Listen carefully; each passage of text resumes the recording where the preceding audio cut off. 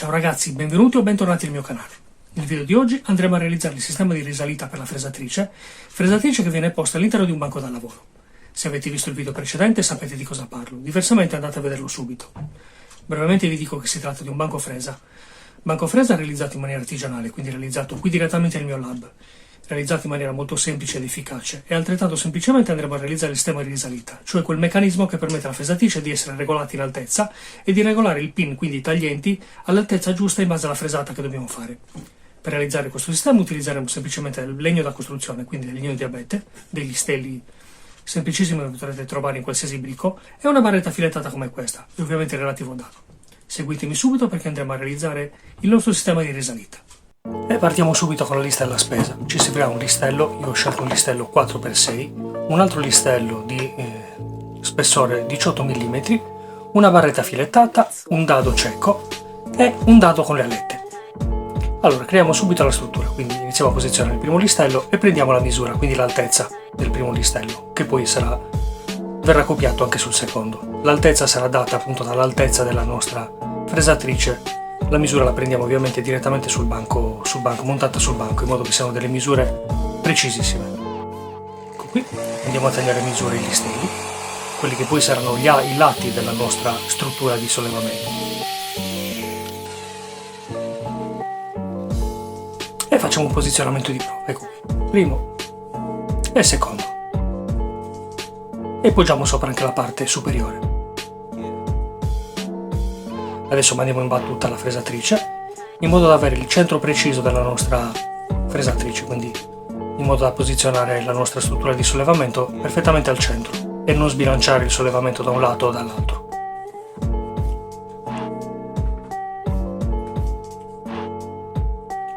Prendiamo le misure per fare il foro per il fissaggio della nostra struttura.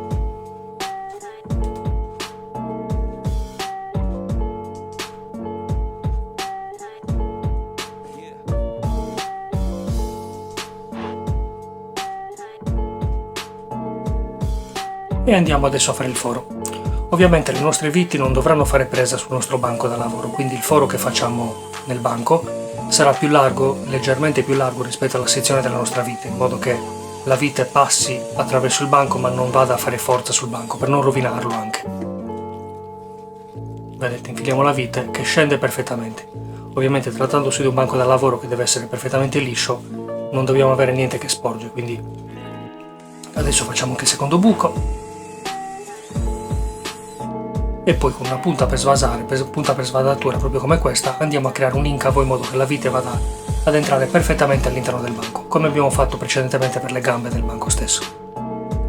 E vedete, la vite entra perfettamente e non sporge nulla sul nostro banco.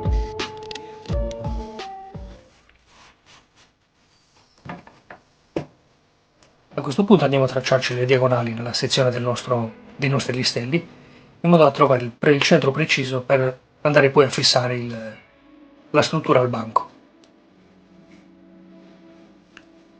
Come vedete, sempre lavorazioni molto semplici alla portata di chiunque.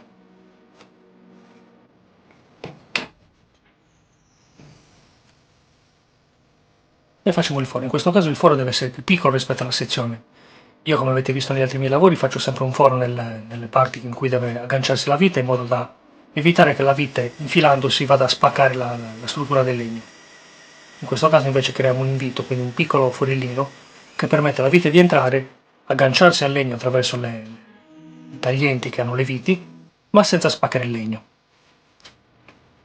E andiamo adesso a fissare la struttura.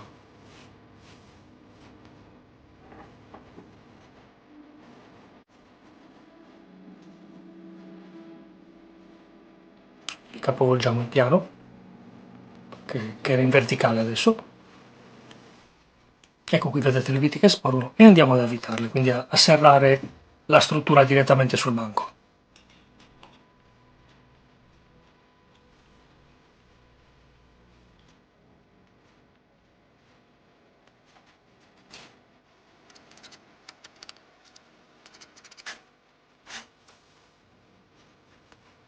E andiamo adesso a posizionare la parte superiore. Come vedete l'ho già rifilata attraverso il mio banco a sega. Parte superiore che avrà uno spessore di 18 mm. Non serve che la struttura sia molto, molto grossa e molto pesante. Questo ci serve solo per alloggiare il nostro dado con le alette, quello che poi permette alla barretta infilettata di scorrere all'interno. Anche in questo caso andiamo a tracciare le mediane, quindi troviamo il centro perfetto per poter poi andare a fissare la parte superiore della struttura o la parte inferiore, meglio dire, alle gambe, quindi alle altre verticali. Anche in questo caso la parte superiore le viti non dovranno fare presa sulla parte superiore, quindi dovranno scorrerci all'interno. E in questo caso non ci serve che vadano a filo, quindi non dovremmo svasare niente. Anche perché poi questa struttura rimarrà sotto. Anche in questo caso un foro sottile, di sezione inferiore a quello che sarà la nostra vite, mentre la parte superiore possiamo anche allargarla tranquillamente.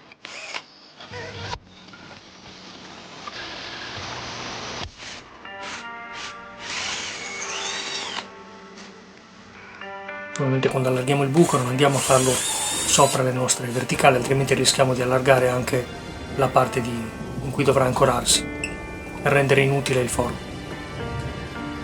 Adesso cerchiamo il centro perfetto di questa parte superiore. Centro perfetto perché poi lì andremo ad alloggiare il nostro dado con le alette.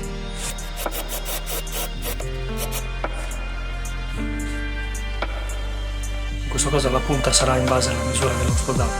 Io ho usato una barretta filettata e relativi dadi di misura M8, quindi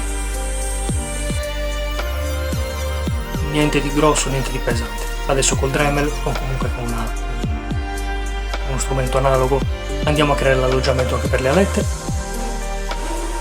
Ho scelto il dado con le alette perché le alette appunto permetteranno di bloccare il dado stesso all'interno del legno, perché non dovrà ruotare, dovrà essere semplicemente un punto di fissaggio. 2 colpi col martello e ci assicuriamo che sia ben fissato. Ed ecco qui. Adesso mi capi quella che sarà la struttura. Adesso andiamo a fare la realizzazione della pressa, della parte che andrà a premere sulla nostra fresatrice. In questo caso ho usato il restante legno del tassello, del listello usato per la struttura verticale. Prendiamoci la misura e andiamo a tagliarlo. Non siate troppo precisi in modo che non vada a creare attrito nello scorrimento. Andate a mangiare quel millimetro per ogni lato, così sarà semplicemente quando voi andrete ad avvitare il vostro sistema di sollevamento, la struttura, la pressa non andrà a fare attrito, comunque a toccare le pareti della nostra struttura.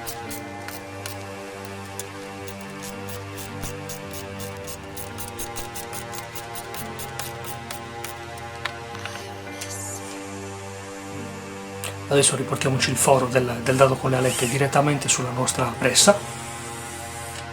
Questo perché ovviamente adesso dovremo creare una struttura, una sede di alloggiamento per il nostro dado sferico. Ho scelto un dado sferico perché, non avendo delle parti, diciamo, che creano attrito col legno, potrà andare a ruotare nel legno. Infatti non deve essere direttamente fissato sulla nostra pressa, ma deve ruotare all'interno della nostra pressa, in modo da non andare a danneggiarla, altrimenti a vita oggi, a vita domani, si andrà a spaccare anche la parte della pressa.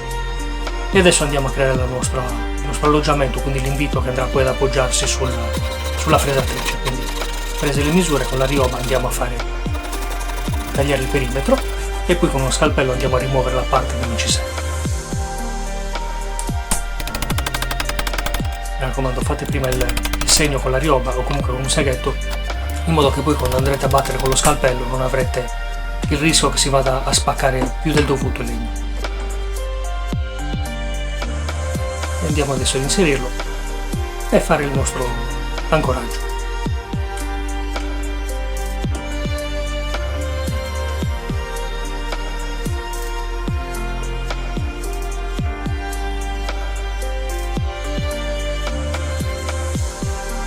Avvitate giusto il tanto da fissare la barretta filettata al nostro dado sferico. E adesso andiamo a vedere come funziona il sistema di risalita. Come ho detto all'inizio, molto semplice ma molto funzionale. Ecco, come vedete il pin esce fuori e può essere regolato veramente alla perfezione. Se poi usiamo una chiave a cricchetto come sto facendo io, è veramente una regolazione micrometrica. Una volta che avete finito, bloccate il sistema di sollevamento. in modo che la fresa non vada a premere direttamente sul nostro banco. Ed ecco qui la struttura, come vedete un altro lavoro molto semplice e molto efficace.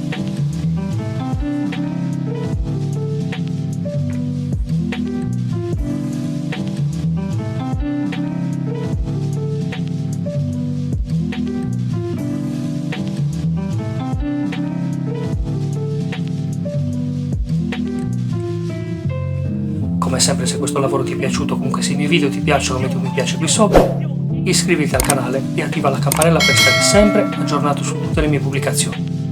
Ovviamente continua a seguirmi perché nel prossimo video andremo a realizzare la guida che ci permetterà di avere delle fresate sempre precise.